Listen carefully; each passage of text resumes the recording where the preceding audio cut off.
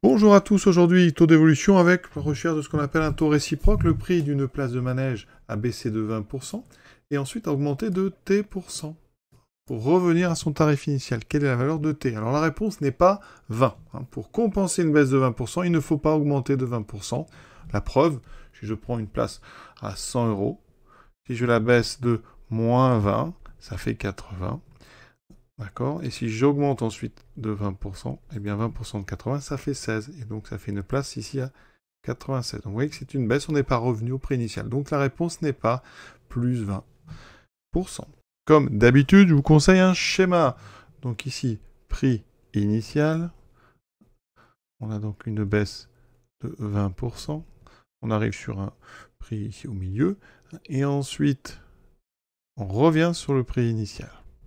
Avec ici une augmentation de T%. Donc on va faire, eh bien, comme d'habitude, d'abord calculer les coefficients multiplicateurs. Donc moins 20%, vous commencez à savoir, ça correspond à une multiplication par 1 moins 20 sur 100, autrement dit 0,8. Vous avez perdu 20%, il vous reste 80%, donc on fait fois 0,8.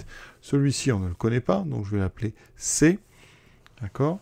Donc on sait que le coefficient global pour passer de pays à pays, c'est 1 parce que le prix est revenu à sa valeur, donc ici c'est fois 1. Donc on a une petite équation qui dit que eh bien, notre prix initial fois 0,8 fois C, eh bien, ce produit ici des deux coefficients doit être égal à 1.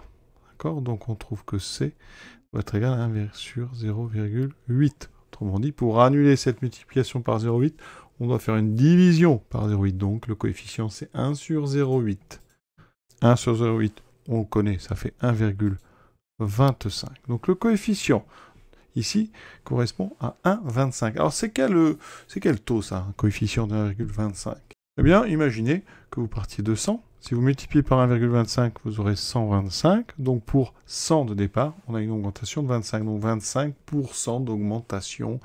Donc le taux, ici, ce qui correspond, donc c'est donc plus 25%, donc la valeur de T, c'est 25, d'accord?